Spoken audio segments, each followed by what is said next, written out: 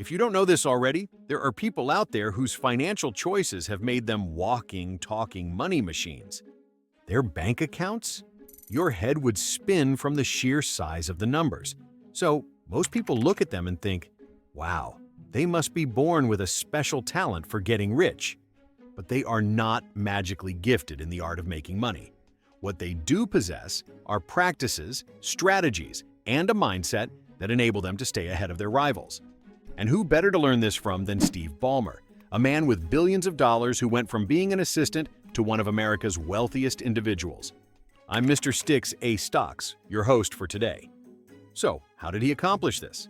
What's his secret to managing money like the 1%? Before we start, here is an interesting fact about Steve Ballmer. He attended Harvard University with Bill Gates, founder of Microsoft. Watch until the end for some critical money tips from Steve Ballmer. Let's start from the basics. Steve Ballmer made an important decision at the age of 24 that left his parents concerned. He left Stanford University's business school to work for Microsoft, the technology startup founded by Bill Gates, his former Harvard classmate. At the time, Microsoft was simply an ambitious idea, but Ballmer noticed its future. This was a daring and unexpected step, particularly at a time when personal computing was only getting started. My dad said, "What the heck is software?" And my mom said, "Why would a person ever need a computer?" Ballmer recalled in an interview. His parents also made him promise that he would go back to business school if things failed to work out. He agreed, but as we know, he never looked back. Think big, start smart. When Ballmer first joined Microsoft, he didn't step into an appealing executive position. "I started as assistant to the president. I was Bill's assistant, basically chief, cook, and bottle washer," Ballmer said. His first responsibilities included recruiting every new worker personally, setting up accounting systems, and serving the HR department. At first, he was paid $50,000, which was a respectable sum. The true worth, however, was in the shares he was given, a 5 to 10% share in the business, plus 10% of whatever profits he increased. So, Ballmer wasn't just earning a paycheck, he was investing in Microsoft's future, and consequently, his own. He worked hard, and his contributions didn't go unnoticed. He rose through the ranks at Microsoft, assuming a number of senior positions throughout the years. By 1998, Gates asked him to become the president of the company, and in 2000, Ballmer succeeded Gates as CEO. Overcoming obstacles. During his tenure as CEO, Ballmer guided Microsoft through some of its most challenging moments, such as the dot-com bubble and a widely known antitrust lawsuit. Despite these obstacles, he concentrated on expanding the business in novel ways. Under his direction, Microsoft developed its $20 billion enterprise division, purchased Skype, and released the Xbox game system. Additionally, Ballmer's long-term investments, like those in cloud computing, created the groundwork for Microsoft's current success, buying the Los Angeles Clippers. And here's the cherry on top. In August 2014, around 6 months after leaving Microsoft, Ballmer purchased the Los Angeles Clippers. Buying a sports franchise is often a benchmark for billionaires. However, some people believed Steve Ballmer had gone insane when he paid $2 billion to acquire the Los Angeles Clippers in 2014.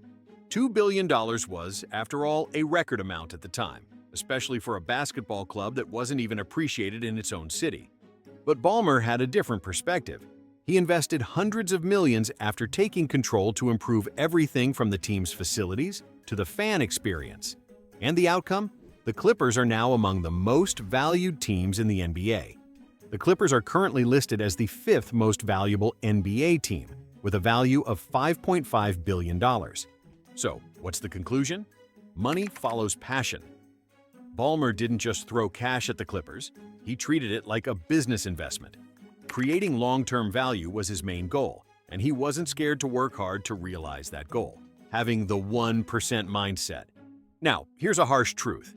The majority of people are too preoccupied with hesitation to ever handle their money like the 1% or successful wealthy people. They wait for perfect opportunities instead of preparing themselves to act on imperfect ones. But like the 1% ultra-wealthy people, Steve Ballmer didn't wait to become one of the world's wealthiest individuals. He was prepared when opportunity knocked. And when it didn't knock, he kicked the door down. And it was this mindset that enabled him to transform a little fortune into a generational wealth. Okay, it's quiz time. When Steve Ballmer joined Microsoft in 1980, what employee number was he? We will tell you the fascinating answer at the end. Hint, he was not employee number 2, or even the first 10. Tips from Steve Ballmer. So, as a successful business leader, Ballmer offered tips to those who wanted to advance in their career and build wealth. 1. Make sure you can see the forest for the trees. Let's start with something that most people overlook: the bigger picture. During Steve Ballmer's tenure as CEO of Microsoft, competition wasn't simply stiff, it was unparalleled. Google and Apple were quickly gaining ground in the cloud computing space, but Microsoft was under greater pressure to innovate rapidly. Nevertheless, Ballmer kept the business at the top. How? By understanding the entire playing field. If the CEO doesn't see the playing field, nobody else can, Ballmer told Fortune. Leading at any level involves more than just solving current issues. It's about foreseeing the difficulties that lie ahead. Ballmer's ability to anticipate changes in the competitive landscape kept Microsoft crucial even in times of crisis. So, whether you're operating a side business, managing your own finances, or moving up the corporate ladder, you need to see beyond this moment. Ask yourself, what's changing in your industry? How will technology, markets, or customer behavior look 5 years from now? Because those who anticipate the shifts, who see the forest, not just the trees, are the ones who thrive. 2. Make internal advancements and look for passionate employees. The success of Microsoft was largely due to its employees, and nobody knew this better than Steve Ballmer. He supported internal advancement and the employment of motivated individuals. In fact, Ballmer told the Wall Street Journal that he made internal promotions 60 to 70% of the time. Why? Because those who are already familiar with the company's culture, values, and objectives are far more likely to succeed in leadership roles. But let's not stop at promotions. Ballmer didn't just look for skills, he looked for passion as well. It's one thing to hire a competent worker, but hiring someone who wakes up every morning eager to contribute, that's how you create a team that goes beyond what is expected. Passion fuels innovation, and innovation is what keeps businesses alive. So, what does this mean to you? Simple. If you work for a company, try to become indispensable. Every day, bring your passion to work and establish yourself as a valuable asset to your company. If you're in management, look internally. Make an investment in your staff, encourage their development, and don't undervalue the talent that is currently working with you. Why? Because the 1% don't just work hard, they build networks where others can flourish too. 3. Reflect and rethink. Don't fear change. And here's the thing most people get wrong about success. They believe it's static. They feel that once you get to the top, you can relax and enjoy yourself. Wrong. Success is a moving target, and Steve Ballmer knew this quite well. The playing field is always changing, he said in an interview with Fortune just before his retirement from Microsoft. So during his time as the owner of the Los Angeles Clippers, Ballmer embraced this idea wholeheartedly. He changed the Clippers brand, brought in star players, and redirected the team's attention to entertainment and athletics. The outcome? A club that is currently among the most valued in the NBA. So, what's the lesson learned here? Change isn't something to fear, it's something to embrace. Whether you're changing your career path, adjusting to new technology, or changing your business strategy, staying flexible is what keeps you ahead of the game. If you ignore changes in your sector, someone else will replace you. The 1% aren't afraid to rethink their approaches, even when it feels uncomfortable. Therefore, let go of what has always worked. Start looking for what's next. 4. Long-term planning, short-term execution. The majority of people believe that building wealth involves mastering either long-term strategy or short-term wins. But according to Steve Ballmer, each must be balanced. Getting the big things right that make all the money? That's a long cycle, he said. But you've got to execute effectively in the short term, too. Ballmer focused on long-term projects at Microsoft, like developing the company's cloud computing and business services. But in addition to keeping his eyes on the future, he also made sure that short-term projects were proceeding as quickly as possible. So think about your big goals, like purchasing a property, establishing a business, or retiring early. These are your long-term plays. The problem is that they won't occur until the short-term execution is flawless. That means setting up a budget, saving money, and improving little by little each day.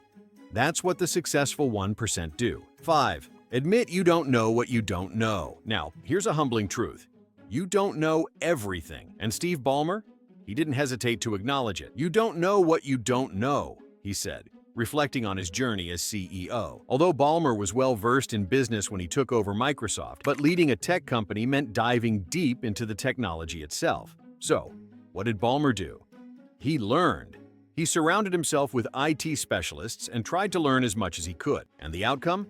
A leader who was unafraid to acknowledge his shortcomings and worked tirelessly to fix them. So, the key point is not to allow ignorance to engulf you. Blind spots will always exist in any endeavor, be it investing, team management, or establishing a new business. But the difference between being stuck and moving forward is a willingness to learn. And the successful 1% actively seek out the answers rather than acting as though they already know them. Time for the answer to the quiz question. Ballmer joined Microsoft in 1980 as its 30th employee. Now it's your turn. Which daring financial decision do you believe more people need to make? Or maybe, what's a wealth-building mistake you've learned the hard way? Tell us in the comments below. If you had fun watching this video, don't forget to hit like, subscribe, and stick around for more finance wisdom. That's all for now. This is Mr. Sticks A Stocks signing off. See you in the next one.